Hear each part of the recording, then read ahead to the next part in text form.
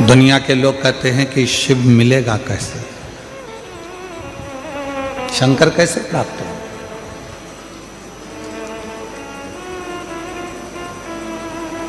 शिव को प्राप्त करना कोई कठिन विषय नहीं है। एक लोटा जल लेकर जब आप अपने घर से भगवान शंकर के मंदिर की ओर जाएंगे, हृदय में शिव शिव श्री शिवाय नमस्तुभ्यम उच्चारण करते करते करते करते जब शंकर के भगवान के नजदीक में जाएंगे तो शिव कुछ ना कुछ आपको दिया होगा, इसलिए शंकर भगवान आपको अपनी ओर खींच लेंगे, अपनी ओर। हर कोई सा पाना और हर कोई सा नट हर जगह पे फिट नहीं होता। नट जानते हो? अरे बोलो तो जम के। पाना जानते हो? गाड़ी में वो नट को कसने वाला। हर कोई सा पाना और हर कोई सा नट हर जगह पर फिट नहीं होता है। जो नट जिस स्क्रू के लिए बना हुआ है वो उसी में फिट होता है। उसी तरह संसार सागर में पूरी मृत्यु लोक में जितने भी लोग रहते हैं उसमें से कुछ लोग ऐसे हैं जो शंकर भगवान को भजते हैं। तो समझ लेना कि तुम वो नट हो जो शंकर नटराज में ही फिट हो सकते हो, दुनिया में कहीं फिट नहीं हो सकते। किसी की सामर्थ्यता नहीं कि आपको वो फिट कर दे।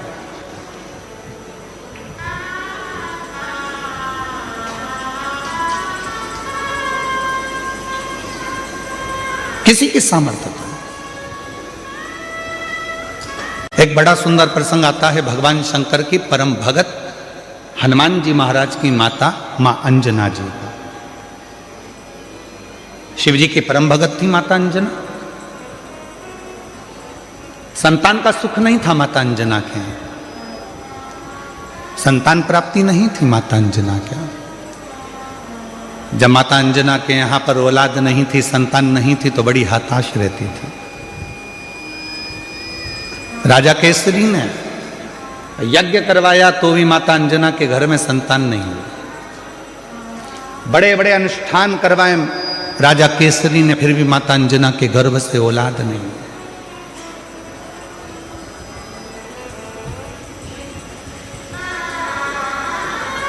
बहुत कठिन। यज्ञ करवाए, अनुष्ठान करवाए, साधना करवाई, व्रत करवाए, उद्यापन करवाए, पर अंजना के घर में मां अंजना के यहाँ संतान का सुख नहीं। सब कुछ करा और यही तो भगवान कृष्ण के यहाँ भी हुआ था।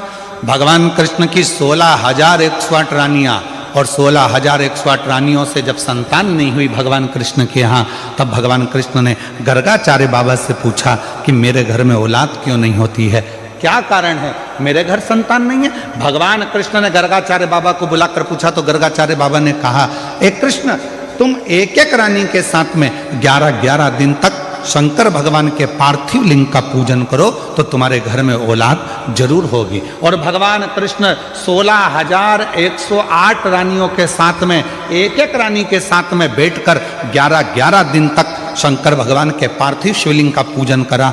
तब भगवान शंकर प्रसन्न होकर वर दे दिए, हे कृष्ण तुमने अपनी रानियों के साथ 16,108 रानियों के साथ एक एक रानी के साथ अलग अलग बैठकर मेरा 11-11 दिन तक पूजन करा है। मैं तुम्हें वर प्रदान करता हूं कि तुम्हारी एक एक रानी से 11-11 संतान होगी। और भगवान शंकर की कृपा से भगवान कृष्ण के घर में 1,77,186 बच्चे हुए। ये शिव की कृपा से। 10 छोरा 1 छोरी, 10 लड़का 1 लड़की, 10 दीकरा 1 दीकरी, और महाराष्ट्र में कहते 10 मुलगा 1 मुलगी। शिव की कृपा से।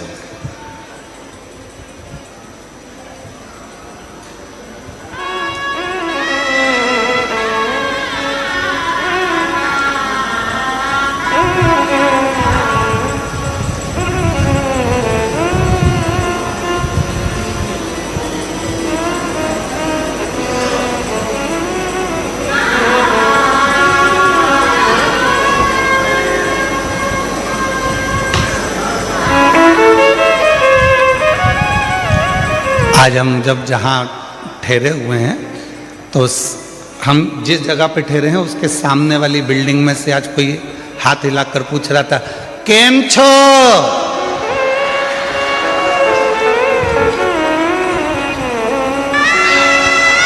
हमने कहा मजा में। फिर हमने पूछा तुम केम छो? तो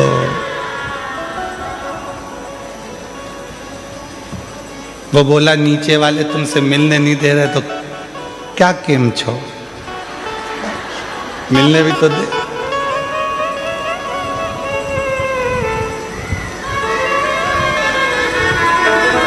अंजना माता ने अपने पिताजी से कहा, गौतम ऋषि से, पिताजी मेरे घर में औलाद नहीं है, संतान नहीं, इसीलिए मेरा तू ही तो हमदर्द है, जिसे हर दर्द कहता हूँ। दुनिया के आगे प्रभु चुपचाप मेरे रहता हूँ। दुनिया के आगे प्रभु चुपचाप मेरे रहता हूँ। मेरा तू ही तो हमदर्द है, जिसे हर दर्द कहता हूँ। मेरा तू ही तो हमदर्द है, जिसे हर दर्द कहता हूँ। आया नजर ना कोई भी अपना, जब मुझको दरकार थी, जब मुझको दरकार थी, तब मेरे पथ का जीवन के रथ का तू ही बना सारथी, तू ही बना सारथी। भोले ने करी है कदम पे ये मेहरबानियाँ, मेरा तू ही तो हमदर्द है, जिसे हर दर्द कहता हूँ। मेरा तू ही तो हमदर्द है, जिसे हर दर्द कहता हूँ। किससे कहें? ब्रह्मा ब्रह्म लोक में रह रहे हैं, भगवान विष्णु वैकुंठ लोक में रह रहे हैं, इंद्र इंद्र लोक में रह रहे हैं, गरुण गरुण लोक में रह रहे हैं, वरुण वरुण लोक में रह रहे हैं। सब अपने अपने लोक में निवास कर रहे हैं। केवल एक 33 कोटि देवता में केवल एक देवता है, वो देव अधिदेव महादेव है, जो इस पृथ्वी पर रहता है, और उससे जो कहा जाता है वो दिल से सुनकर हमारी झोली खुशियों से भर दे। एक देव, और वह देव अधिदेव महादेव। बोल बम का नारा है, सारी समस्या का हल श्री शिवाय। केवल एक देव है, और वह देव अधिदेव महादेव है, जो पृथ्वी पर रहते हैं, मृत्यु लोक में रहते हैं। कभी आपने शंकर भगवान को किसी सिंहासन पर नहीं देखा, कभी आपने शंकर भगवान को किसी ऊंचे स्थान पर नहीं देखा। शंकर भगवान को देखा तो एक पत्थर पर, एक पर्वत पर, एक पहाड़ी पर बैठे हुए देखा। क्यों? ये पहाड़ी, ये पत्थर, ये पर्वत सब मृत्यु लोक में हैं, इसलिए मेरा शिव भी इस पृथ्वी लोक में, मृत्यु लोक में रहता।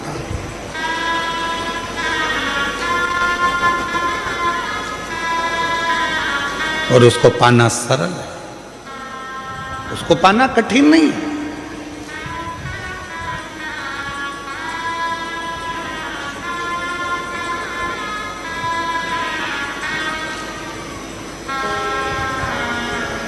शिव कथा कह रही है, माता अंजना के घर में औलाद नहीं थी।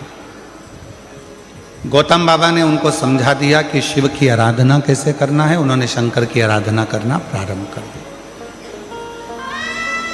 कोई साधारण भक्ति माता अंजना ने नहीं करी, शिव जी से लगन लगाकर बैठ गई। शंकर भगवान से अब केवल संतान नहीं, शंकर भगवान को तो अब ये विचार कर कर बैठी है कि मेरे घर में अगर औलाद हो तो शिव ही मेरे घर में संतान के रूप में जन्म। इतनी श्रेष्ठ भक्ति माता अंजना ने कर ली, इतनी प्रखर भक्ति माता अंजना ने कर ली। और मेरी कई जीजियां कहती हैं, एक पत्र है उसमें उन्होंने लिखा,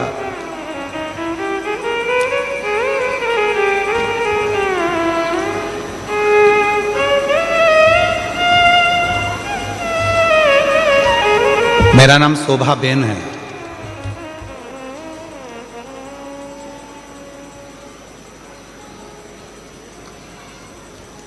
मैं सूरत से हूं।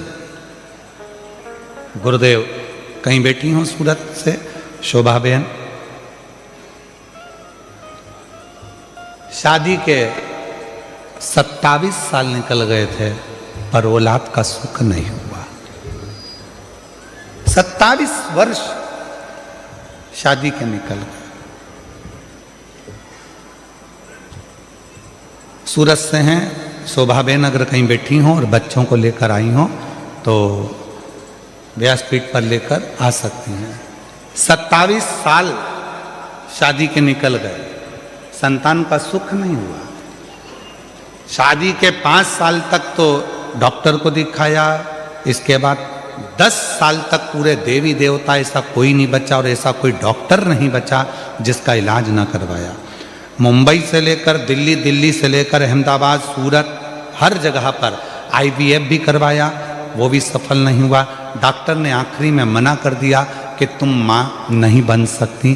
तब आस छोड़ दी और आस छोड़ दी, अब विचार छोड़ दिया कि मैं कभी माँ नहीं बन सकती।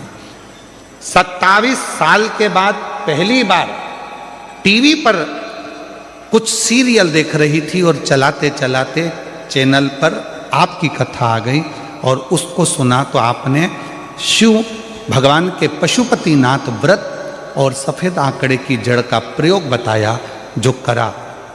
फिर आपके मुंह से सुना कि पंडाल में बैठकर जो मांगा जाता है वो मिलता है। मैंने अपने पति से कहकर पंडाल में बैठकर दोनों ने रात्रि विश्राम कर कर शिव पुराण की कथा सुनी, वहाँ की मिट्टी को अपने पेट पर लगाई। डॉक्टर तो मना करे थे कि औलाद नहीं होगी और बाबा की ऐसी कृपा हुई, हम 2 बार कुबरेश्वर धाम होकर आए, 2 बार पशुपति व्रत करे और 2 बार सफेद आंकड़े की जड़ का प्रयोग करा। बाबा की कृपा से 27 साल के बाद जुड़वा बच्चों ने जन्म लिया। हम बाबा को प्रणाम करने के लिए, बाबा को नमन करने के लिए 27 वर्ष के बाद मेरे घर में बाबा ने किलका दिया। किससे कहें? कहीं बैठी हो शोभा बेन सूरत से, अगर कहीं बैठी हो तो आ सकती। किससे कहो?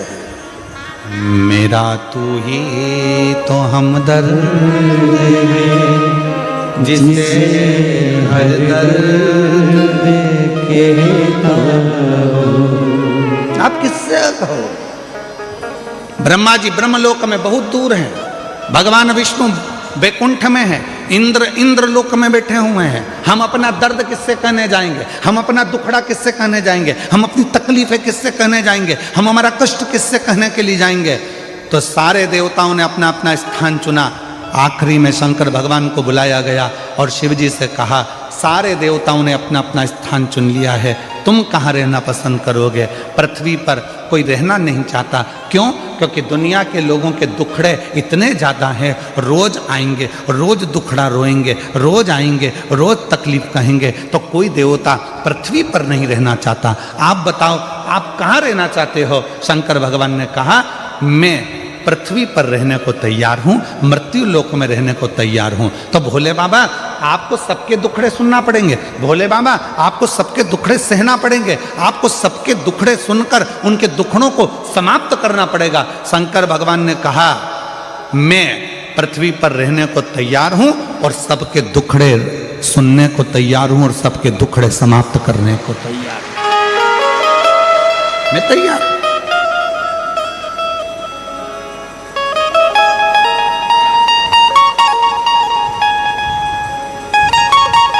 कोई तकलीफ नहीं मुझे। तो सारे देवताओं ने भगवान शंकर भगवान से कहा, भोले बाबा, स्कंद पुराण का ये चरित्र कथा है। सारे देवताओं ने एकाग्रित होकर भगवान शिव जी से कहा, आज हम सारे देवता वचन देते हैं कि दुनिया का व्यक्ति, मृत्यु लोक में रहने वाला यदि मनुष्य, संसार सागर में रहने वाला यदि मानव भूलवश भी शंकर भगवान की भक्ति कर लेगा तो उसका सारा दुखड़ा हम 33 कोटि देवता शिव जी के साथ मिलकर समाप्त कर देंगे। शिव की अविरल भक्ति का वो बल है।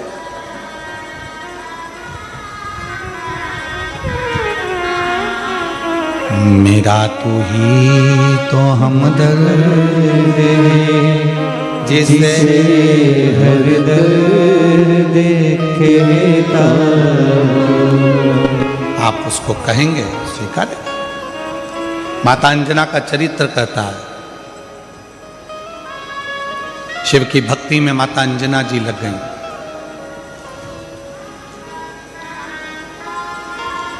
ऐसी मेरी माता अंजना ने भगवान शंकर की अविरल भक्ति करी, ऐसी भक्ति करी,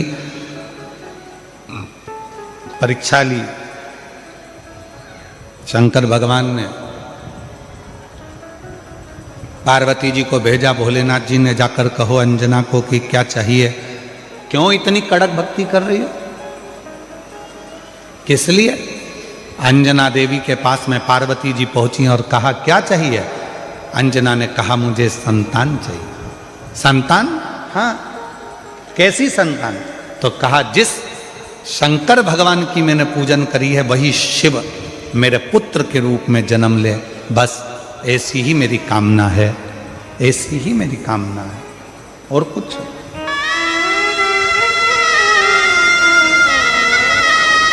शिव मेरे घर में जन्म ले।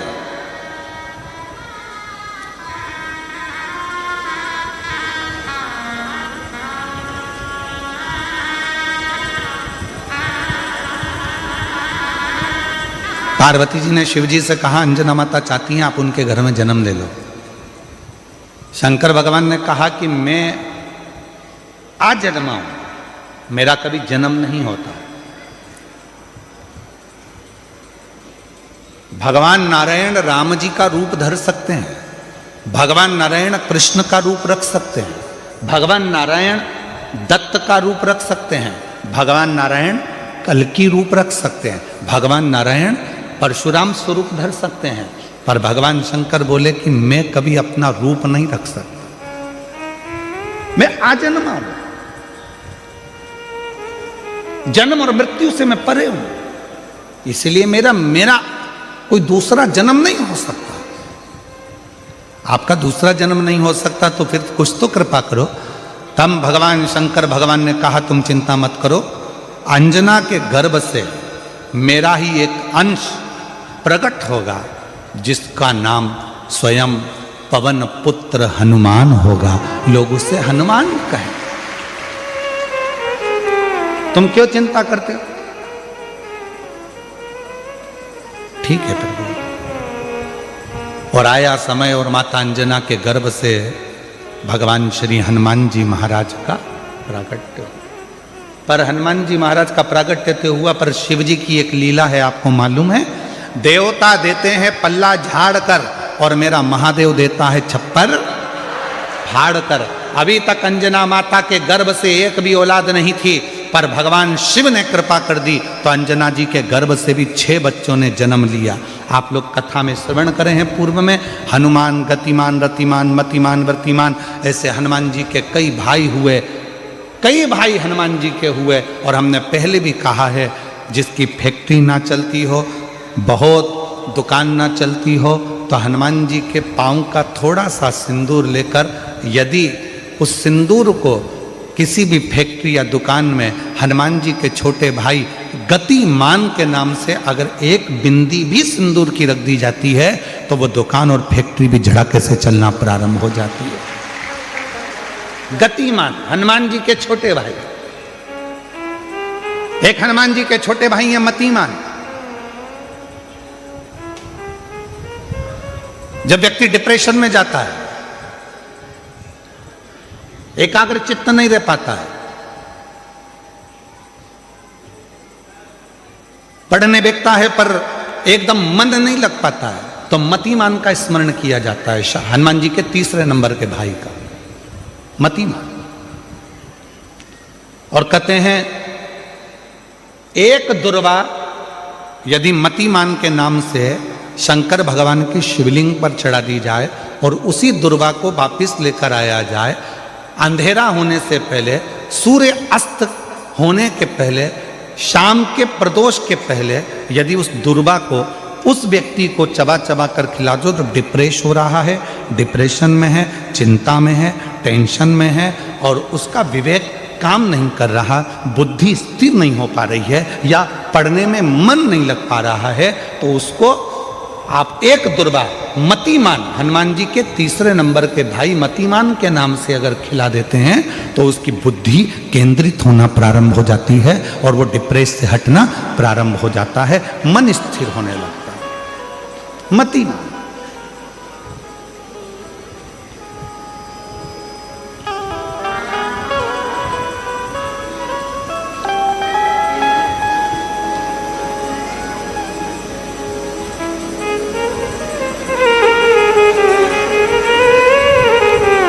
और एक नाम आता है व्रतिमान। इसका प्रैक्टिकल तुम अभी यहीं से कर लेना, ठीक है? चलते चलते मालूम पड़े तुम्हारी पार्किंग यहां से आधा किलोमीटर दूर है, ठीक है? अरे बोलो तो जम के।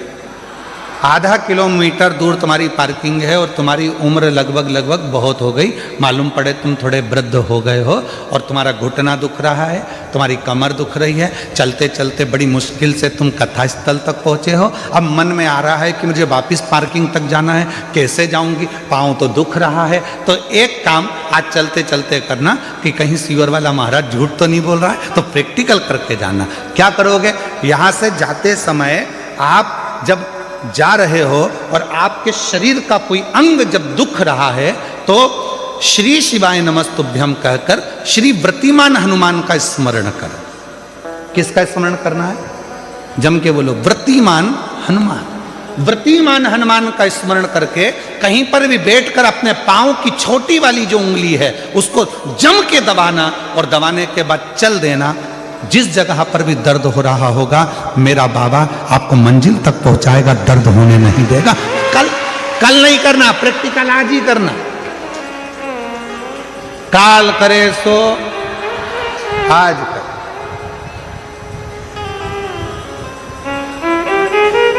व्रतिमान आज करेंगे गुरुजी, 3 महीने में फर्क दिखेगा। तुम तो आज की आज का बताओ ना कि आज की आज में फल कैसे मिले। तुम तो बिल्कुल तैयारी में बैठो। जाते जाते व्रतिमान हनुमान भगवान श्री शिवाय नमस्तुभ्यम का स्मरण कर कर एक ऊर्जा के साथ, ताजगी के साथ चलते जाओ। शिव थोड़ा बहुत नहीं देते, मेरे भगवान देते हैं छप्पर फाड़ कर।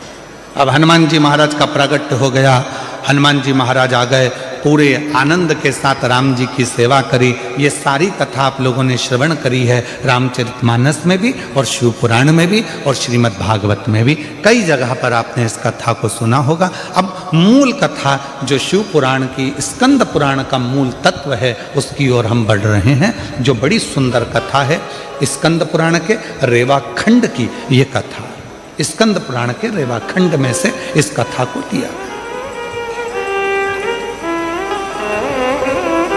स्कंद पुराण का रेवा खंड कथा है, हनुमान जी महाराज राम जी के साथ में लंका पर चढ़ाई कर दिए, विजय प्राप्त कर लिए, आ गए। पुष्पक विमान में बैठकर मां सीता को लेकर आ रहे थे। अब आइए मुख्य कथा। स्कंद पुराण, शिव पुराण की वो कथा जो अपने अंदर अपने को उतार आ रहे हैं। राम जी बैठ गए पुष्पक विमान में, माँ जानकी साथ में, विभीषण, हनुमान सब साथ में चल दिए। बीच में स्थान आया, हनुमान जी ने कहा प्रभु ये वो भूमि है जहां मेरी मां अंजना रहती है, जहां मेरी माता अंजना यहां रहती है, ये वो भूमि है। राम जी ने पुष्पक विमान को आदेश दिया, हे पुष्पक नीचे होइए, इस भूमि पर अंजना माता की इस भूमि पर पुष्पक को रोका। हनुमान जी पुष्पक विमान से नीचे उतरे। हनुमान हमें तुम्हारी मां से मिलना है। जिस हनुमान ने लंका पर विजय प्राप्त करा दी, जिस हनुमान ने लक्ष्मण को संजीवनी बूटी ला कर दे दी, उस हनुमान जी की माता से मुझे मिलना है। हनुमान जी ने हाथ जोड़कर कहा प्रभु माता से तो मिला दूंगा, मना नहीं है, पर मेरी माता सबसे ज्यादा यदि आराधना और साधना करती है तो शिव की करती है। राम जी ने जो शब्द कहा प्रत्येक व्यक्ति के दिल में वो शब्द छूना चाहिए। मेरे भगवान राम बोले हनुमान जब किसी शंकर के भक्त का दर्शन होता है, शंकर तो कभी नहीं मिलते, पर शंकर का यदि कोई सही भक्त मिल जाता है तो समझ लेना कि शंकर का दर्शन उसी क्षण हो गया, उसी क्षण।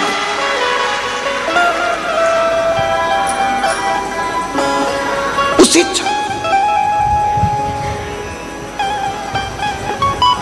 शिव का दर्शन उसी पल हो गया, शंकर भगवान का दर्शन उसी पल हो गया।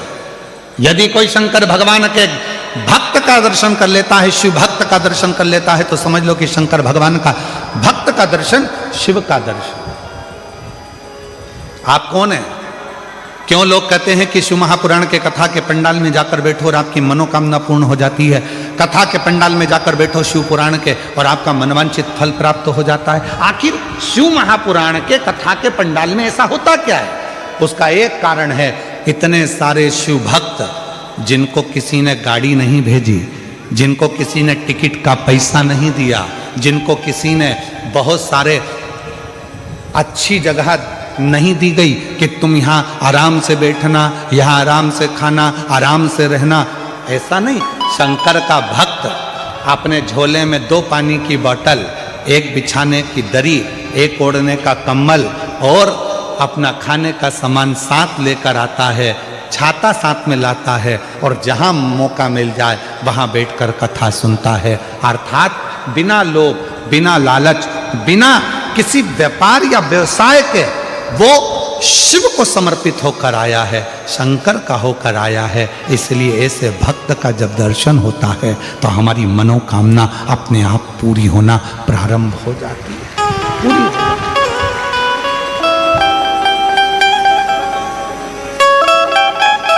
एक पत्र है, अच्छा है।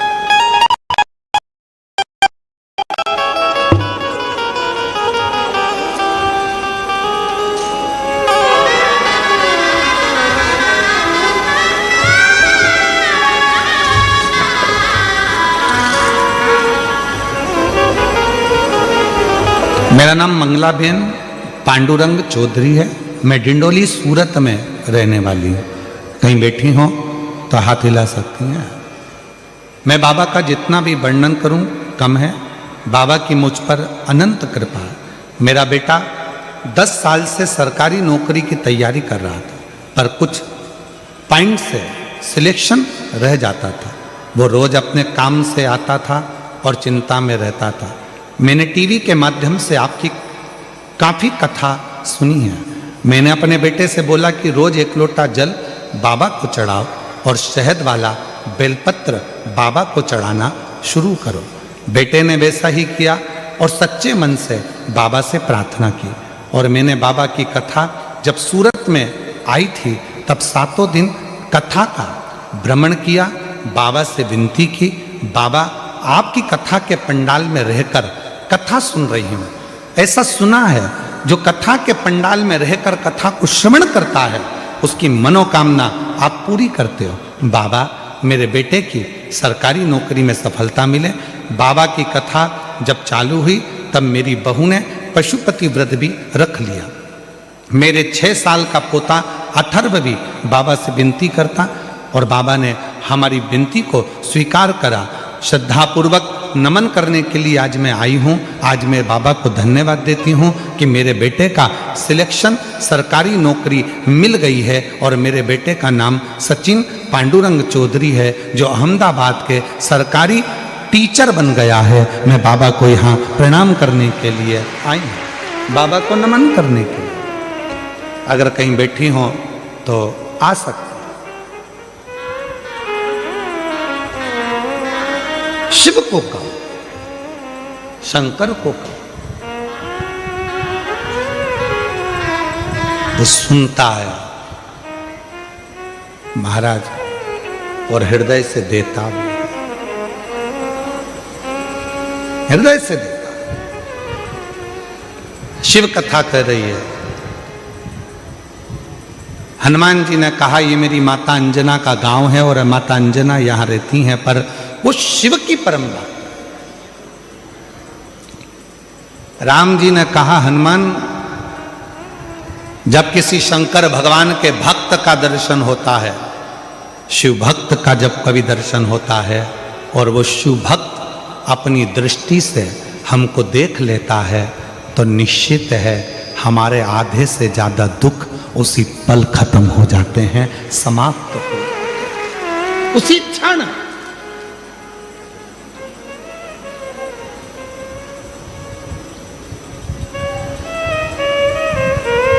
इसीलिए हमको लगता है ज्यादातर भक्त लोग, कोई शिव भक्त मिलता है तो जम के आवाज लगा देते हैं हर हर महादेव।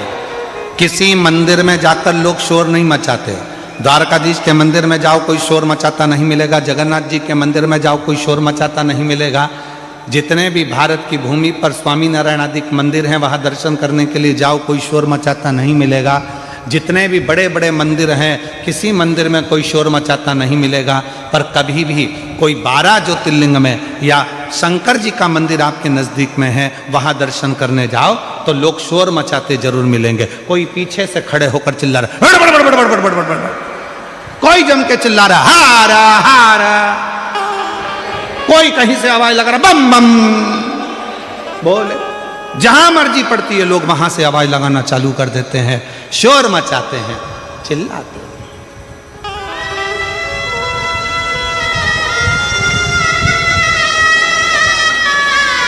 शिव का नाम लेकर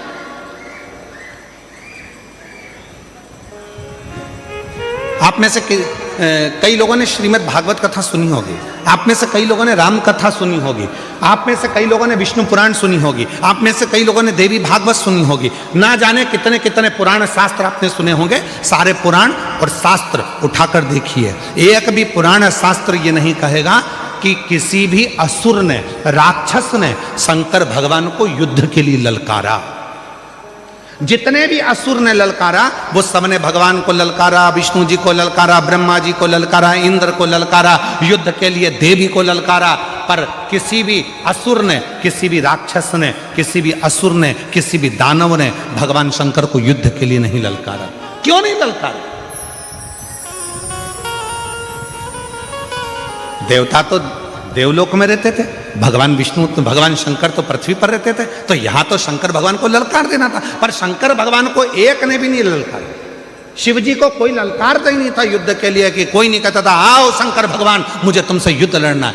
देव राक्षसों ने कहा, असुरों ने कहा हे नारायण आओ मुझे तुमसे युद्ध लड़ना है, ब्रह्मा जी मुझे तुमसे युद्ध लड़ना है, इंद्र मुझे तुमसे युद्ध लड़ना है, हे शक्ति मुझे तुमसे युद्ध लड़ना है। सारे देवी देवताओं को असुरों ने ललकारा, पर शंकर भगवान को एक भी असुर नहीं ललकारता था।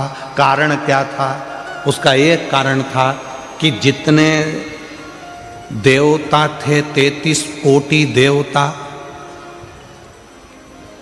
जितने देवता थे, शंकर भगवान के पास में जैसे तुम्हारे घर में 15 सदस्य हैं या 5 सदस्य हैं या 6 सदस्य हैं, 9 सदस्य हैं, 10 सदस्य हैं, तुम्हारे घर में जितने सदस्य हैं, प्रत्येक सदस्य के पास में जैसे 33 कोटि देवता हैं और 33 कोटि देवता में एक देवता के पास में जितना बल है, एक देवता के पास में जितनी सेना है, स्कंद पुराण कहती है, लिंग पुराण कहती है, शिव पुराण कहती है कि 33 कोटि देवता और 33 कोटि देवताओं से अंदाजा लगाना कि एक देवता की गिनती में अगर हम लेते हैं तो ऐसे मिलाकर 33 कोटि देवता होते हैं और 33 कोटि देवता के 33 कोटि गण शिव जी के पास हैं। अब तुम घर जाके जरा अंदाजा लगाना कि कितने हो गए। मतलब शंकर भगवान के पास में 33 कोटि अगर देवता हैं तो 33 कोटि देवता के 33 कोटि कोटि गण हैं शिव जी के पास। शास्त्र कहता है शंकर भगवान के गण जब जम के चिल्लाते थे, एक साथ जब आवाज लगाते थे और जो चिल्लाकर दौड़ते थे, तो जितने भी असुर हैं उनकी धर्म पत्नियां जो गर्भ से होती थीं, उनका गर्भ गिर जाता था और असुरों के कान में से रक्त बहना प्रारंभ हो जाता था। युद्ध की तो जरूरत ही नहीं पड़ती थी, गणों के चिल्लाने से ही असुर मर जाते थे, प्राण छूट जाते थे चिल्लाने से।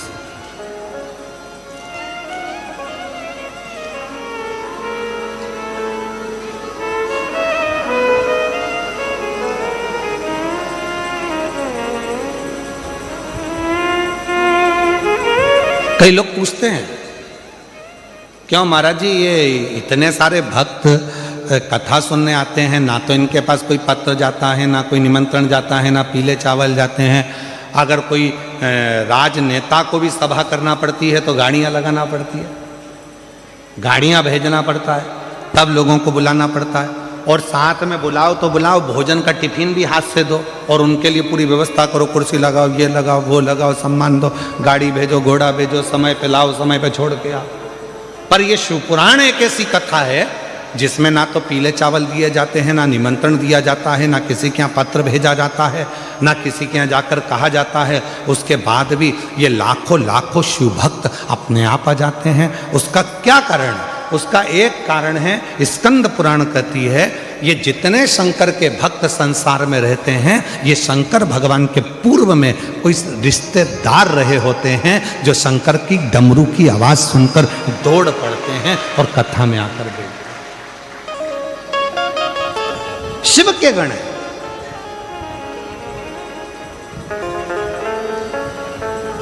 इसलिए महादेव नमन चरणों में स्वीकार कीजिए, सबका किया है मेरा भी उद्धार कीजिए, उद्धार कीजिए।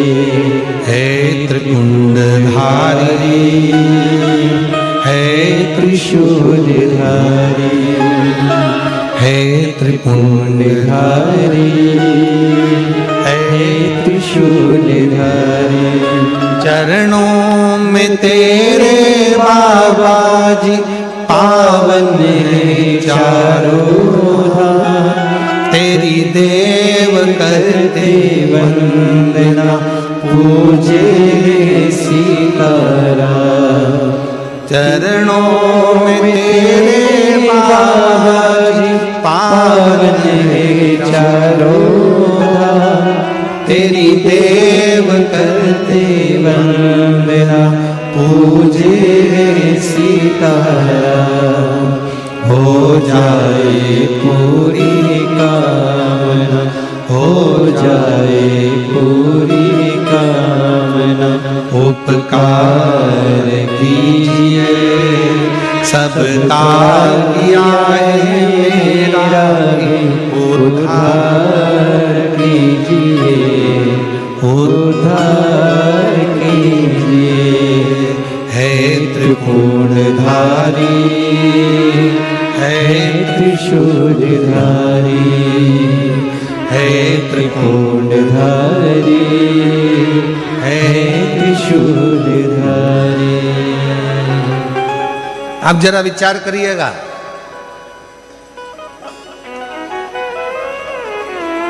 शिव के गण इतने प्रबल हैं, एक बार यदि जाग जाएं तो दुनिया में किसी की सामर्थ्यता नहीं है जो इनके आगे टिक जाए।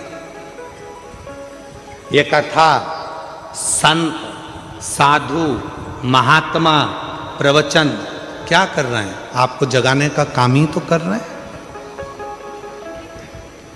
ये जगाने का ही तो काम कर रहे हैं। आज जो बांग्लादेश में हो रहा है, हिंदुओं को पूछकर जिंदा की जिंदा लटका कर उसमें आग लगाई जा रही है। आज जो बांग्लादेश में हो रहा है, हिंदुओं को पूछकर जो जिंदा लटका कर आग लगाई जा रही है, वो दिखाया जा रहा है, वो दिखाने का प्रयास कर रहे हैं।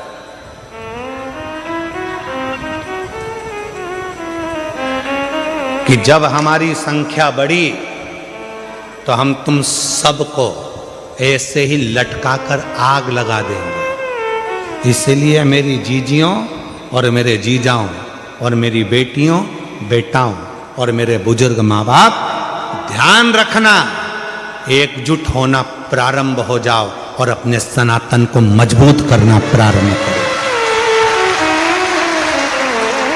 अपने सनातन को मजबूत करना प्रारंभ करो, वरना आने वाला समय बड़ा विचित्र हो, बड़ा विचित्र।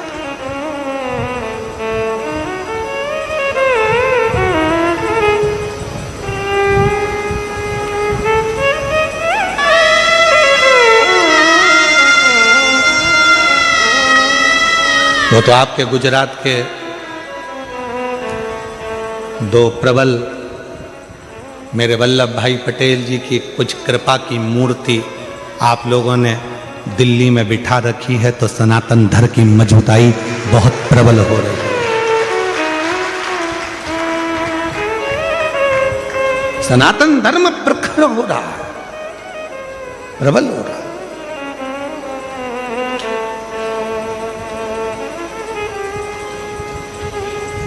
और उसकी प्रबलता आपको करना है। अंजना माता को देखो, अंजना माता की कथा को देखिए, अंजना माता के एक भाव को देखिए। भगवान राम कह रहे हैं, सुनो हनुमान, अगर शंकर भगवान का कोई भक्त, शिव की आराधना करने वाला, शंकर की साधना करने वाला, शंकर को भजने वाला, शंकर को स्मरण करने वाले, अगर उस शिव के भक्त का भी मात्र दर्शन हो जाए, जो शंकर को दिल में बिठाता है, वो हमको अगर एक बार देख भी लेगा तो हमारे दुख, हमारी तकलीफ, हमारा कष्ट मिट जाता है, हमारा दुख समाप्त हो जाता है। अब इसमें ना जाने कितने शंकर के भक्त आए होंगे, इस पूरी कथा में ना जाने शंकर भगवान के कैसे कैसे भक्त आए होंगे, जो शिव की भक्ति के लिए रात भर, ठंड पड़ रही है, पड़े हुए हैं, ठंड में पड़े, खाने को मिला तो ठीक, ना मिला तो ठीक, पड़े। हम नहीं जानते कौन से यूट्यूबर हैं, एक यूट्यूबर ने कोई रील डाली होगी, और वो रील ऑफिस से, सीहोर से आशीष के पास आई। तो आशीष ने हमको रील दिखाई, तो उस रील में आशीष ने दिखाया कि कोई दुबई से भी एक बहन यहाँ आई हुई है और कथा के पंडाल में रात रात रुककर कथा का श्रवण कर रही है। वो दुबई वाली बहन कहाँ बैठी है? अगर बैठी हो तो मैं निवेदन करूँगा कि आप ही हैं, आ जाओ आ जाओ आ जाओ। ये दुबई से कथा सुनने के लिए आई और कथा के पंडाल में रात्रि विश्राम कर कर कथा का लाभ ले। और मैं उन यूट्यूबर को भी धन्यवाद दूंगा जिन्होंने इनकी रील डाली। अगर वो भी अगर उनके उसका नाम तो मुझे मालूम नहीं है और यूट्यूबर कौन सा है वो भी नहीं है ध्यान में, पर अगर वो यूट्यूबर अगर यहाँ बैठे हों तो मैं उनको भी निमंत्रण दूंगा कि वो भी पधारें कि आपकी रील के कारण आज पूरा सनातन धर्म को ये मालूम पड़ रहा है कि शिव की भक्ति कैसे होती है, शंकर की साधना कैसी होती है, शिव की आराधना कैसी होती है, शिव भक्ति कैसी होती है। और फिर निवेदन करूं मैं इस गुजरात की पवित्र भूमि से, सूरत की पवित्र भूमि से, जितने यूट्यूबर हैं, जितने सोशल मीडिया है और जो आप लोग अपनी चैनल के माध्यम से, अपने यूट्यूब के माध्यम से रील बनाने वाले जितने भी यूट्यूबर हैं, आज आपने सिद्ध कर दिया इस शिव महापुराण की एक एक रील बनाकर कि हमारा सनातन धर्म ऐसा है, हमारे सनातन धर्म की जागरूकता ऐसी। आप सनातन को मजबूत कर रहे हैं। सारे यूट्यूबरों को, जितने भी यूट्यूबर लगे हैं सूरत के, गुजरात के, उन सबको मैं नमन करता हूं, प्रणाम करता हूं। आपकी भक्ति को, आपकी सनातन की जागरूकता को।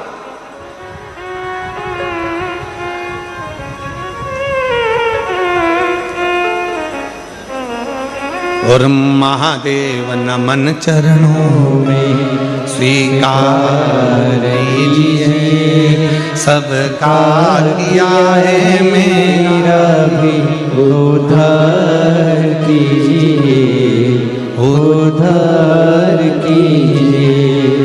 है त्रिपुंडधारी, हे त्रिशूलधारी, हे त्रिपुंडधारी, हे त्रिशूलधारी।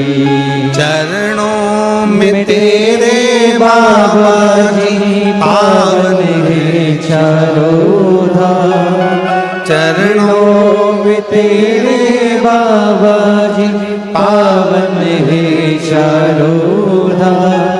तेरी देव करते वंदना, पूजे सीताराम, हो जाए पूरी कामना, हो जाए पूरी कामना।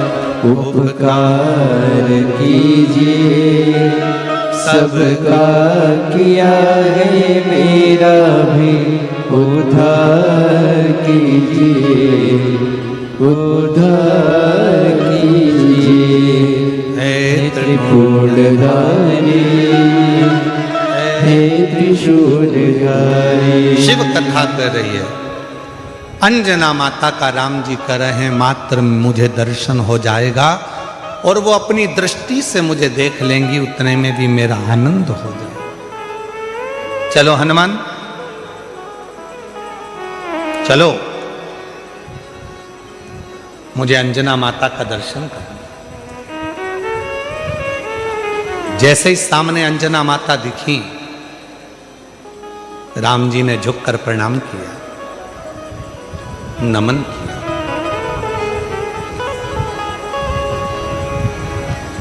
हनुमान जी ने कहा अंजना माता से, ये श्री राम है, ये इनके छोटे भाई लक्ष्मण जी हैं, ये माता जानकी जी हैं। सबको मिलाया। अंजना जी ने कहा कि हनुमान, घर में कुछ पाने के लिए नहीं, जाओ, अतिथि आए हैं, इनके लिए कुछ थोड़ा कंदमूल फल लेकर आओ, इनके लिए थोड़ा कंदमूल फल लेकर जाओ। अरे वाह वाह वाह। तेरी कृपा का क्या है भरोसा, कब किस पर हो जाए जरा सी हम पर कर दो, जरा सी हम पर कर दो। तेरी कृपा का क्या है भरोसा, कब किस पर हो जाए जरा सी हम पर कर दो, जरा सी हम पर कर दो। जिस पर भी हो गई तेरी कृपा करुणा, वो भव पार हुआ। भव पार हुआ। पापी हो चाहे जितना उसका भी बाबा उद्धार हुआ, उद्धार हुआ। गिद्ध अजामन गणिका जैसे तेरे मन को भाए। बच्ची 2 दिन से रो रही है बाहर खड़े होकर, केवल उसको मिलना था। एक बार जोरदार ताली बजाओ, आज व्यासपीठ पे दौड़ के आई है। गिद्ध अजामन गणिका जैसे तेरे मन को भाए, जरा सी हम पर कर दो।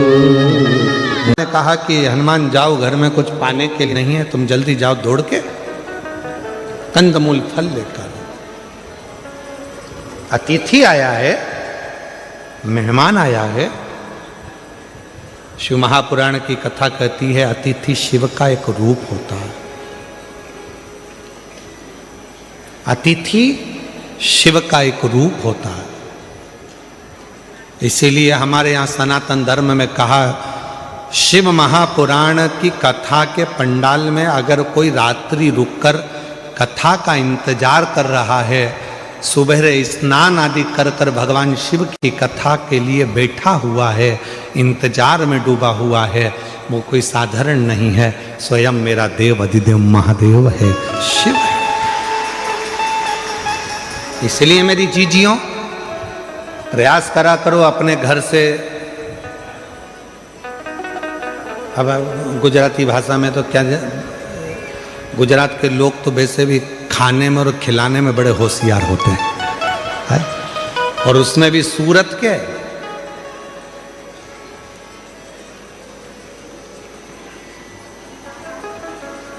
महाराज अपने घर से आया करो तो कोई वो थेपला, फाफड़ा, और भी कौन सा होता है, काय सोमानी जी, और कौन कौन से होते हैं, थेपला, फाफड़ा। हाँ तुम बोलते जाओ, मैं सुन रहा हूं।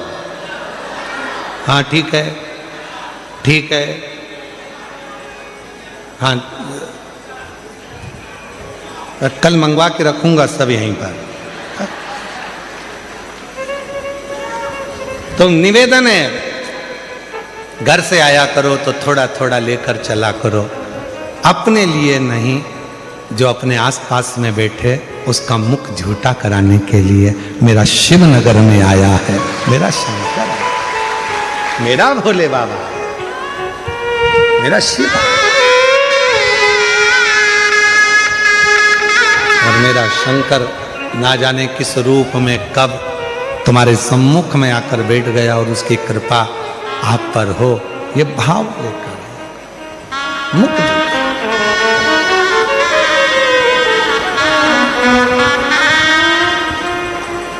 शिव कथा करे, भगवान शंकर का संवाद करा, हनुमान जी महाराज की कथा करे। ये हनुमान जी चले गए कंदमूल फल लेने के लिए, इतने में अंजना माता की आंख से आंसू बह रहे थे। राम जी ने पूछ लिया, मां क्यों रो रही हो?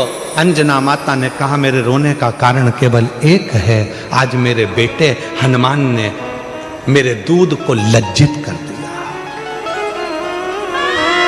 दूध को लज्जित कर दिया?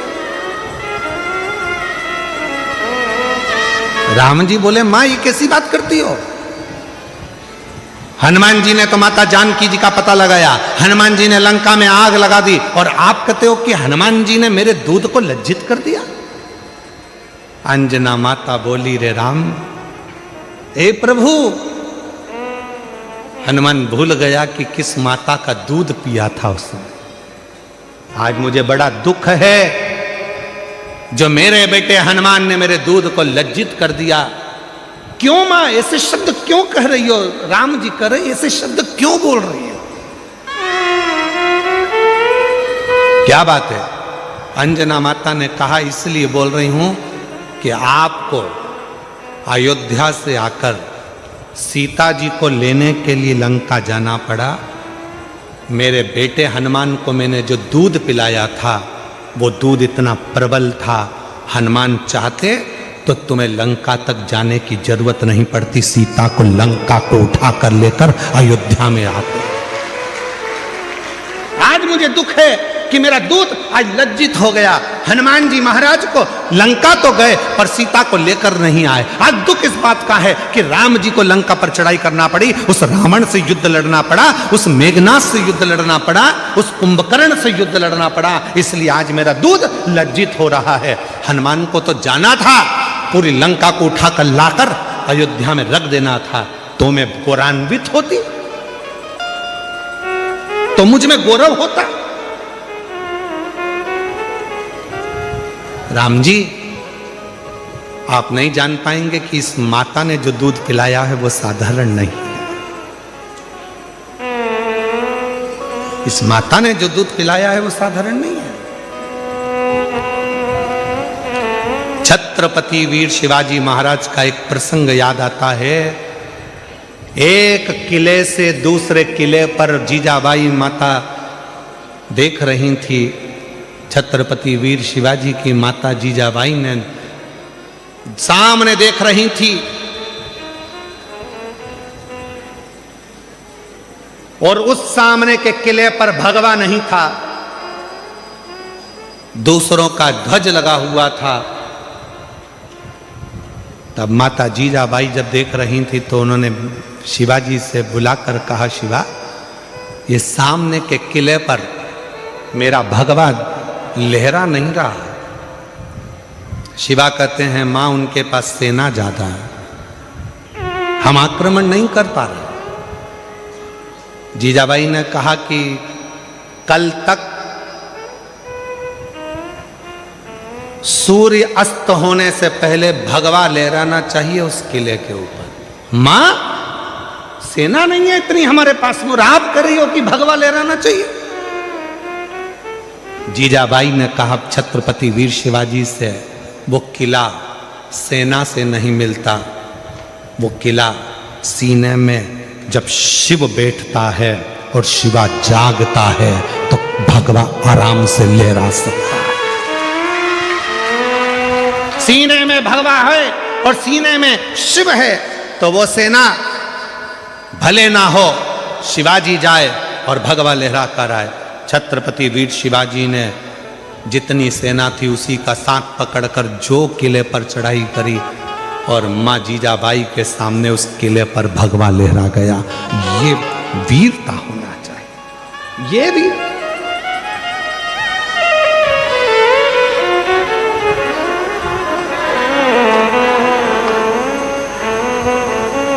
पहले का वीर, पहले का पुत्र, पहले का एक एक युवान व्यक्ति अपने राष्ट्र के लिए समर्पित होता था। आज के जमाने में ना जाने युवानों को हो क्या गया, वो मोबाइल पे इतने समर्पित हो गए कि राष्ट्र के लिए क्या समर्पित हो रहा है।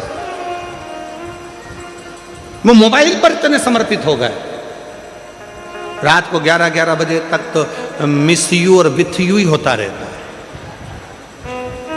एक शब्द और होता है, वो मैं लिख नहीं रहा हूं और ना बोल रहा हूं। कहां गया?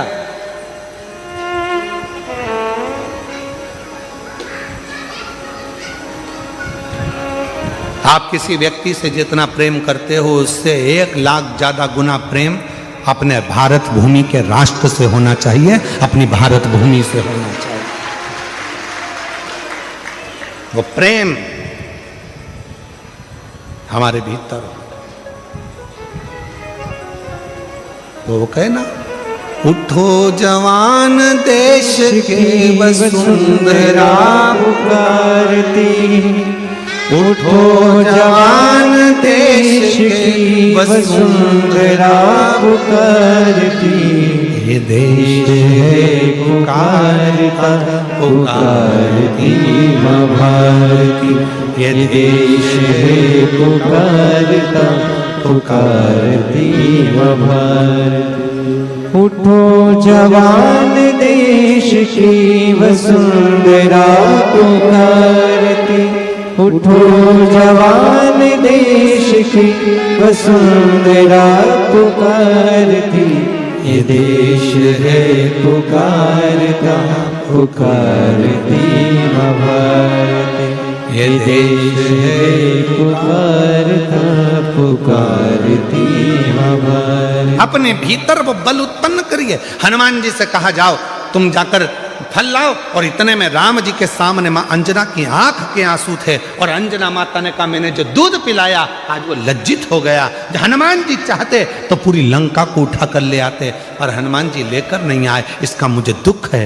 राम जी ने कहा मां ऐसी बात क्यों कहती हो, हनुमान को तो हमने रोका था, नहीं तो हनुमान तो लंका पर चढ़ाई कर कर सीता को कब कर लेकर आ जाते, हमने रोका था।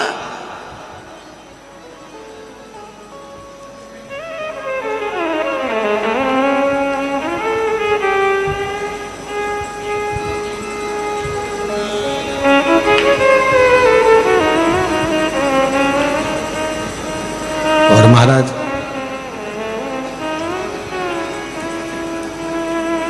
अब दया करो हे भोलेनाथ, मस्त रहूं तेरी मस्ती में।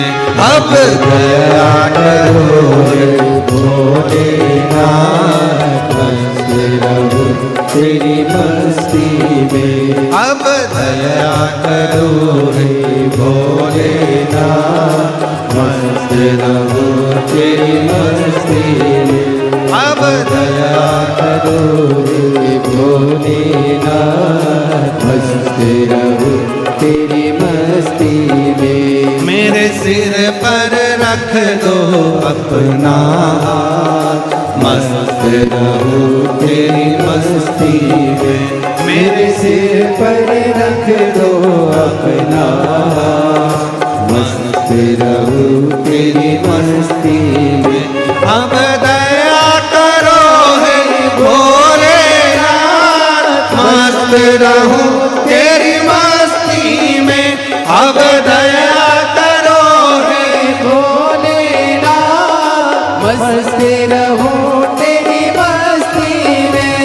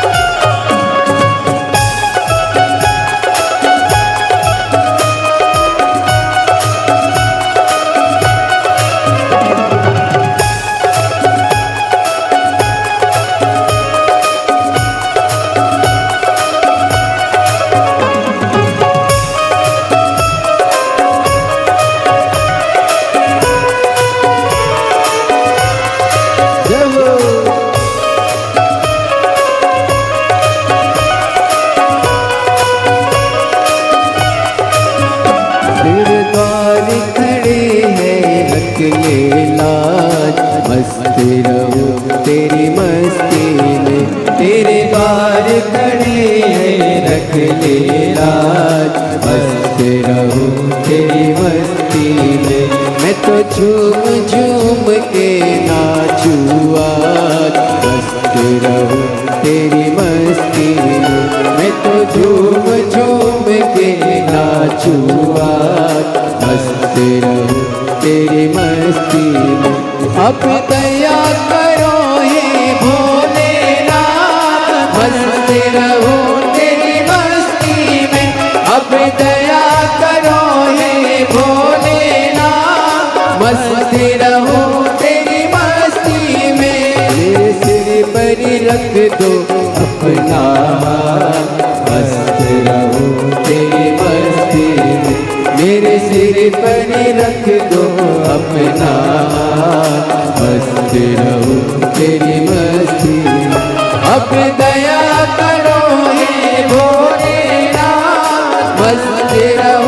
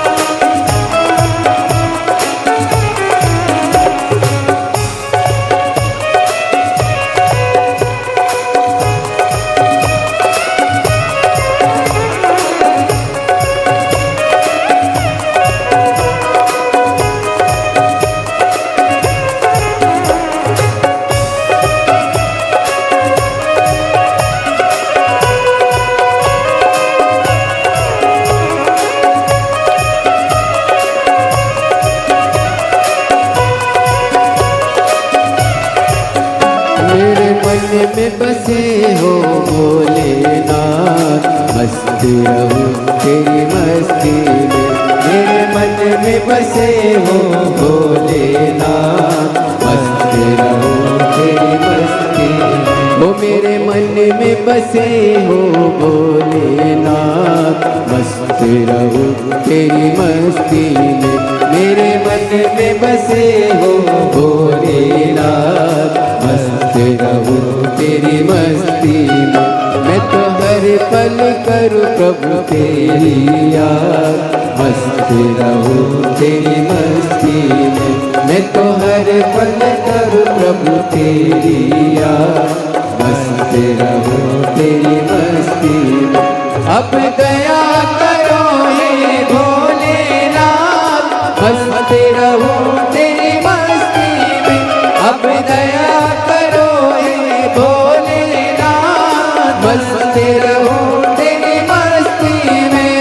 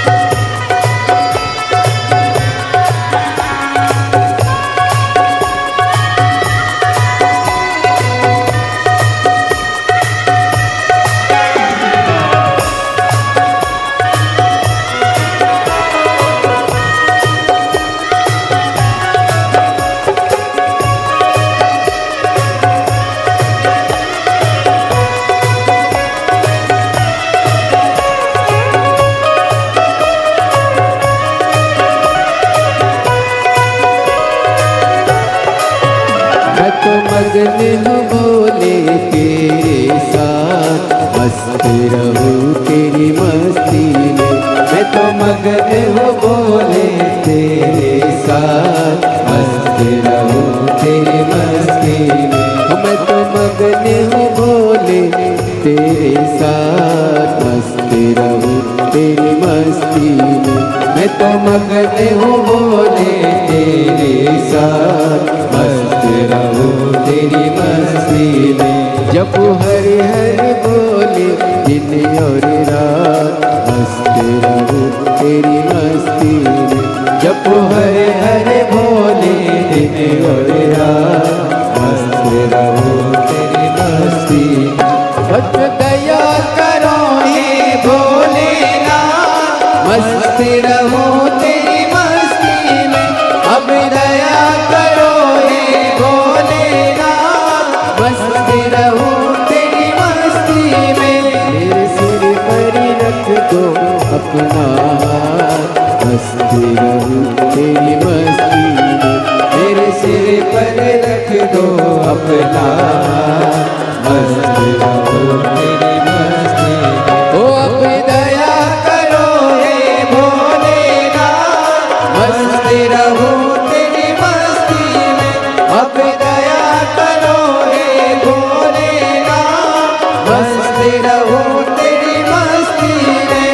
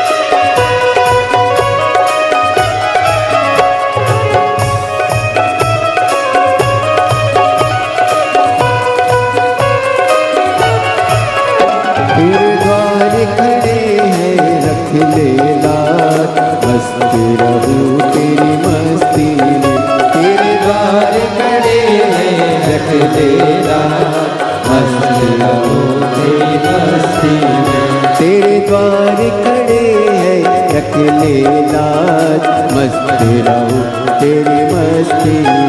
तेरे द्वार खड़े हैं अकेले लाज, मस्त रहो तेरी मस्ती में। ओ मैं तो झूम झूम के नाचूं आज, मस्त रहो तेरी मस्ती में। मैं तो झूम झूम के नाचूं आज, मस्त रहो तेरी मस्ती में। अब दया करोगे भोलेनाथ, मस्त रहो तेरी मस्ती में। अब दया करोगे भोलेनाथ, मस्त रहो तेरी मस्ती में। अब दया करोगे भोलेनाथ, मस्त रहो तेरी मस्ती में। अब दया करोगे भोलेनाथ, मस्त रहो तेरी मस्ती में। अब दया करो हे भोलेनाथ, मस्त रहो तेरी मस्ती में।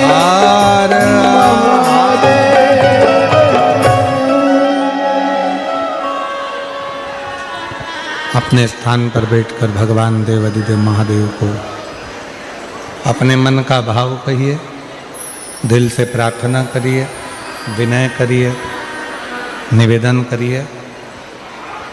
जहाँ जगह मिले वहाँ बैठकर बाबा को अपने मन का भाव कहें।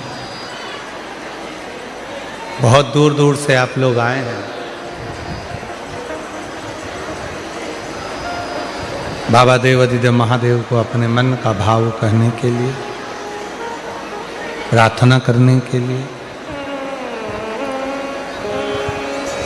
दिल से बाबा को नमन करिए, भाव से कहिए, प्रार्थना करिए, विनय करिए, निवेदन करो। ये कथा जो चल रही है,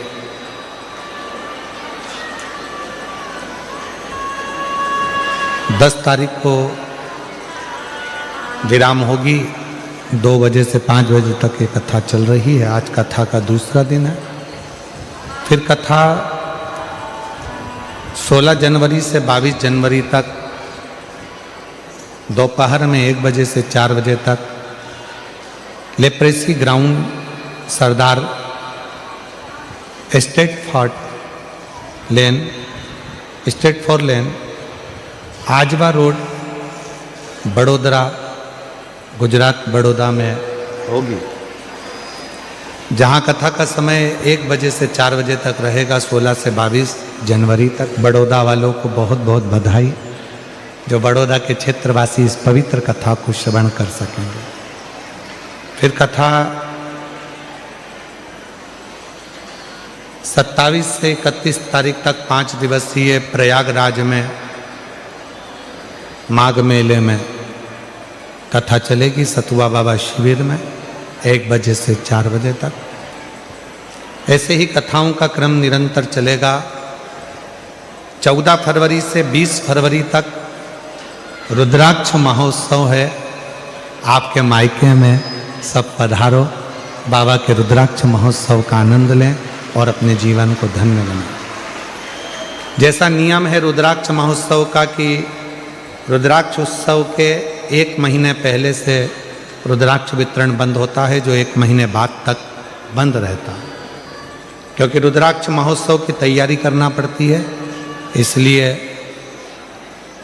जो रुद्राक्ष वितरण सीहोर में चल रहा है वो 15 जनवरी तक चलेगा और 15 जनवरी को रुद्राक्ष वितरण बंद होगा, जो 15 मार्च तक बंद रहेगा। तो जो रुद्राक्ष लेने वाले हैं वो 15 जनवरी के पहले आप जाकर रुद्राक्ष ले सकते हैं। फिर वापिस जब रुद्राक्ष उत्सव हो जाएगा तब 15 मार्च के बाद फिर वापिस रुद्राक्ष वितरण, जो रुद्राक्ष उत्सव में रुद्राक्षों को सिद्ध किया जाता है, वही वापिस 15 मार्च के बाद वितरण प्रारंभ हो जाए। 2 महीने तक रुद्राक्ष वितरण बंद रहता है रुद्राक्ष महोत्सव के समय पर, क्योंकि बाबा की आराधना साधना होती है। जो अंदर शिवलिंग है वहाँ रुद्राक्षों का पूजन अर्चना स्मरण रहता है। ऐसे ही कथाओं के क्रम निरंतर चल रहे हैं। एक भोपाल में हमारे भतीजे पंडित श्री शिवम जी मिश्रा जी के मुखाग्रविंद से 25 जनवरी से 31 जनवरी तक श्रीमद् भागवत कथा है, 1 बजे से 4 बजे तक, शिवनगर शिव मंदिर करोंद भोपाल में। वहाँ श्रीमद् भागवत कथा पंडित शिवम जी मिश्रा जी द्वारा, भतीजे द्वारा रहे। ऐसी पवित्र कथाओं के लाभ आप और हम ले रहे हैं। भाव से बाबा को अपने मन की बात कहेंगे, दिल से प्रार्थना करेंगे। और हमारा आप लोगों से निवेदन है, बाबा से ऐसी प्रार्थना करना कि 10 तारीख को कथा पूर्ण हो, और जो कामना लेकर आप आए हैं बाबा ऐसी कामना पूर्ण करना कि 16 तारीख को हम बड़ौदा पहुंचकर अपना पत्र दें और बाबा से कहें कि हमारा कार्य पूर्ण है। ऐसी बाबा को प्रार्थना करें। निवेदन करेंगे सब साथ में, जिसको आता है साथ में बोलेंगे। आपकी आवाज़ यहाँ तक पहुँचे, आपकी और हमारी आवाज़ देवाधिदेव महादेव तक पहुँचे और सबकी कामना पूर्ण हो। दिल से बाबा को नमन करें।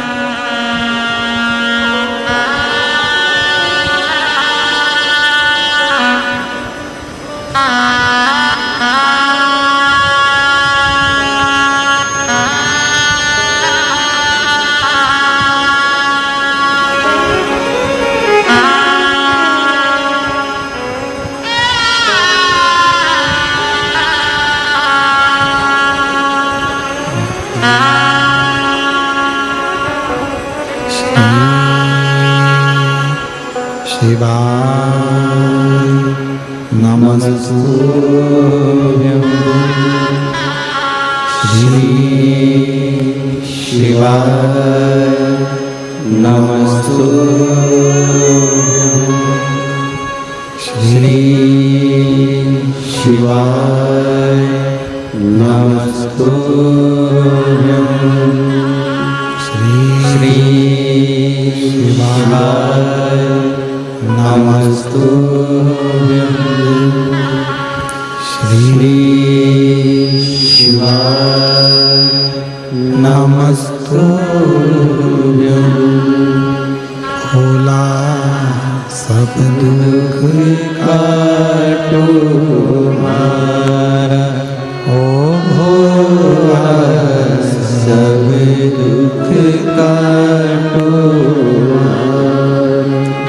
शिव शंकर जपो तेरी माला, भोले बाबा जपो तेरी माला। भोला सब दुख काटो मारा, ओ भोला सब दुख काटो मारा। वेश है मंगल मंगलकारी, वेश है मंगल मंगलकारी। शमशान वासी हमारा, शमशान वासी हमारा।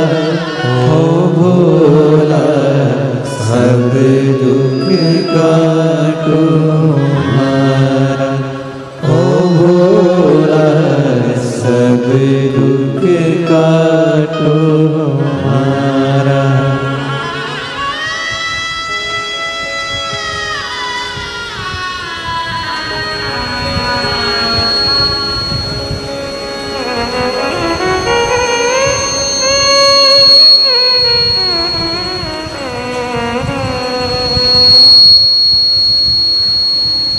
बाबा देवाधिदेव महादेव, भगवान शिव, ओगड़दान, त्रिकालदर्शी, कैलाशी, विनाशी,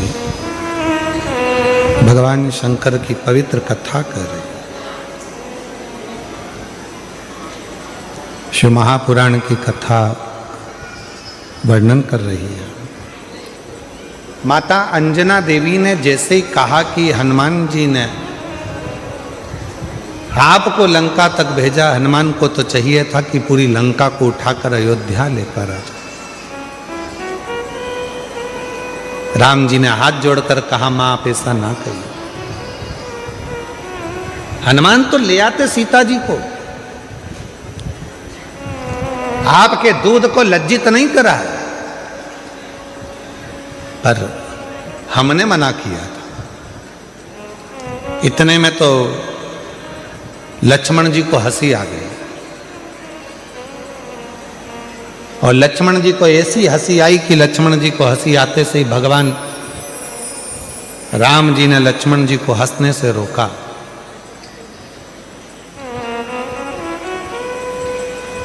अंजना जी को ठीक नहीं लगा। जब बड़े बात कर रहे हों और उसमें अगर कोई बीच में यह उपहास करे तो ये श्रेष्ठता कहां है?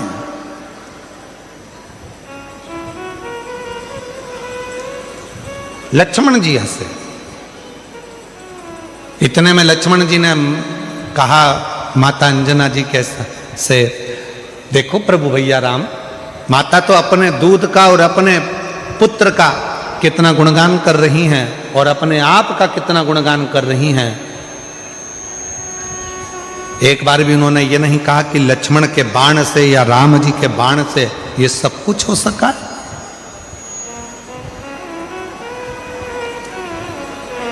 सब कुछ नहीं कहा।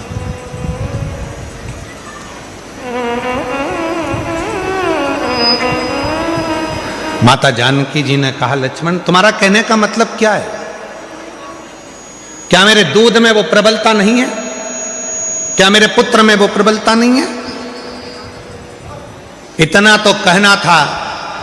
तब माता अंजना ने कहा, ठीक है लखन है लक्ष्मण, प्रभु राम की साक्षी में ये सामने पर्वत है, इस पर्वत के टुकड़े तुम अपने बाणों से कर दीजिए।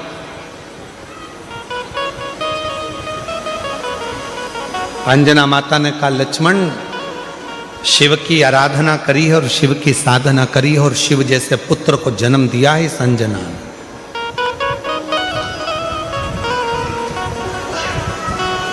तभी एक बाण लक्ष्मण जी ने छोड़ा, पर वो पर्वत के दो भाग नहीं हुए और माता अंजना ने अपने दूध की एक धार उस पर्वत पर फेंकी, जिस पर्वत के दो टुकड़े हो गए और गर्जना हनुमान जी के कानों में पहुंच गई।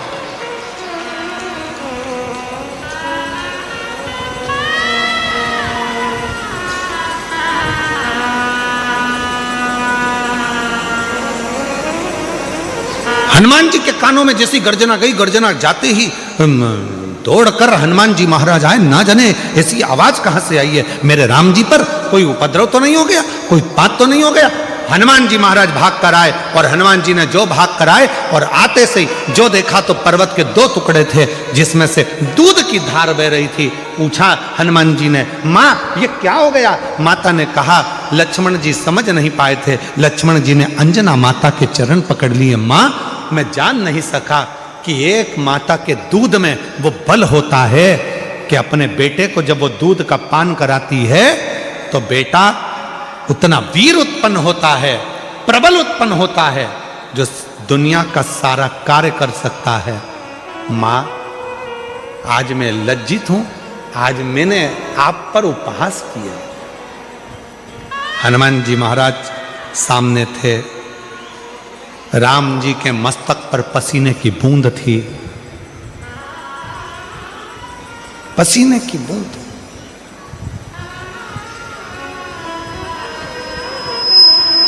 हनुमान जी बोले, मैं प्रभु राम जी के लिए जल लेकर। अंजना जी ने कहा, जल लेने तुम क्यों जाओगे?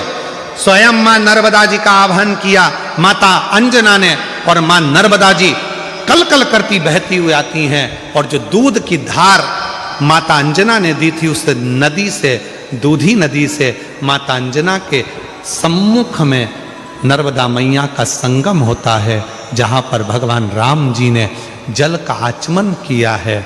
और जो आचमन राम जी ने करा, आज भगवान राम जी ने कह दिया, माँ ये स्थान अब कहीं नहीं जाएगा, दुनिया के लोग जब मां नर्मदा जी की परिक्रमा करेंगे तो इस दूधी नदी के तट पर नर्मदा का संगम होगा। इस संगम का जो दर्शन करेगा वो अपने जीवन में शिव तत्व को प्राप्त करेगा, ऐसा भगवान राम जी ने वर दे दिया। आज भी जब नर्मदा जी की परिक्रमा करने वाले जाते हैं और वन क्षेत्र में भ्रमण करते करते दूधी नदी के पास में पहुंचते हैं तो वहां नर्मदा और मां नर्मदा और दूधी नदी का संगम हुआ है, जहां शिव की आराधना लोग करते हैं और शंकर की भक्ति को प्राप्त करते हैं। शिव भक्ति ये कोई साधारण संवाद नहीं है। शिव महापुराण की कथा कथी है, भगवान शंकर का पवित्र चरित्र कथा है। जीवन में जिसने अपने शिव तत्व को प्राप्त करा, जैसे एक बार ब्रह्मा जी के मन में संशय उत्पन्न हो गया। ब्रह्मा जी को लगा कि सब सृष्टि मैंने निर्माण करी है, सारी सृष्टि मैंने बनाई है, सब कुछ मेरा बनाया हुआ है, इसमें किसी का कुछ नहीं है। तब उनके संशय को मिटाने के लिए भगवान शंकर शिवलिंग के रूप कुबेरेश्वर धाम पे रुद्राक्ष मिलता है। वो रुद्राक्ष को पानी में गलाओ, शिव जी को जल चढ़ाओ, उस पानी को पिलाओ तो उससे आराम लगता है, ऐसा मैंने सुना है। ना जाने कौन रिक्शे वाला था, मेरे पापा को और मेरे पति को बताकर चले गया, जो बाहर हॉस्पिटल के रो रहे थे। तभी मुझे घर छोड़ा और मेरे पापा और मेरे पिताजी मेरे पति दोनों ही सीहोर पहुंच गए। 1 नवंबर को रुद्राक्ष लेने सीहोर गए, 3 नवंबर को वो लेकर आए और हमने उसको गलाकर शिव को चढ़ाना और उसका पानी पीना प्रारंभ करा। बाबा, आप कहते हो कि बेलपत्र नंदी के पास बैठकर शंकर की चढ़ी हुई बेलपत्र को खाओ। मैंने खाना प्रारंभ करा। बाबा से कहा, बाबा हमारे पास में इतना धन नहीं है कि हम कैंसर का इलाज करा सकें। ये तो वो बीमारी है जिसमें पैसा लगता है, हम गरीब को कैसे दे दी बाबा, कुछ तो कृपा करो। हम नहीं जानते थे कि आपके रुद्राक्ष की इतनी महत्वता है सीहोर के, जिसका जल पीने से रोग मुक्त होता है। जल पीना प्रारंभ करा। दूसरी बार मुंबई में फिर वापिस पहुंचे डॉक्टर को दवाई दिखाने के लिए। डॉक्टर ने चेकअप करना प्रारंभ करा और रिपोर्ट निकाली तो रिपोर्ट में पता चला कि मेरे शरीर की सारी रिपोर्ट नील थी और मेरे शरीर में कोई कैंसर नहीं था। मैं बाबा को यहाँ प्रणाम करने के लिए आई हूँ, बाबा को नमन करने के लिए यहाँ पहुँची। कहीं बैठी हो, मेरा नाम मनीषा गणेश चौहान है, कहीं बैठे हो तो आ सकती हैं। एक पत्र और बड़ा सुंदर है। गुरुजी, मेरा नाम रेखा सुनील जोशी है, मैं बारडोली बाबेन गांव की रहने वाली हूँ। मेरा मोबाइल नंबर ये है। मेरी शादी को 20 साल हो चुके थे, पर मुझे संतान का सुख प्राप्त नहीं था। कहीं बैठे हो तो आ सकते हैं और बच्चा हो तो उसको भी लेकर आ सकते हैं। संतान का सुख नहीं था। फिर मैंने आपकी कथा 2022 से सुनना चालू करा और मैंने 5 बार पशुपति व्रत किया, आंकड़े की जड़ का उपाय 5-6 बार किया। पर बाबा, आप कहते हैं ना, 1 लोटा जल सारी समस्या का हल। मैंने मंदिर जाना नहीं छोड़ा। जब मैं धूलिया गांव में आपकी कथा सुनने के लिए आई, पंडाल में बैठी और वहीं पर वहाँ की मिट्टी को मैंने अपने गर्भ में लगाना प्रारंभ करा। बाबा की ऐसी कृपा हो गई गुरुदेव। 16 अगस्त 2025 को बाबा की कृपा से 20 साल के बाद मेरे घर में पुत्र रत्न की प्राप्ति हुई है। मैं बाबा को यहाँ प्रणाम करने के लिए आई हूँ। शिव शिव है, शंभु शंभु है। और एक पत्र और है।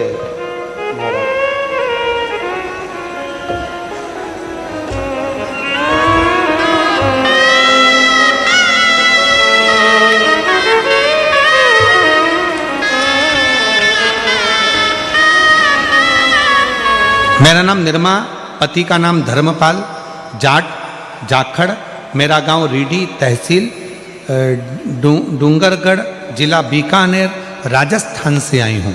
कहीं बैठी हो तो हाथ हिला सकती हैं और अगर बैठी हो तो बच्चों को ला सकती हैं। शादी के कई वर्ष निकल चुके थे, संतान का सुख नहीं था। सारे डॉक्टरों का इलाज करवाया, जब औलाद नहीं हुई तब आखिरी में जनवरी के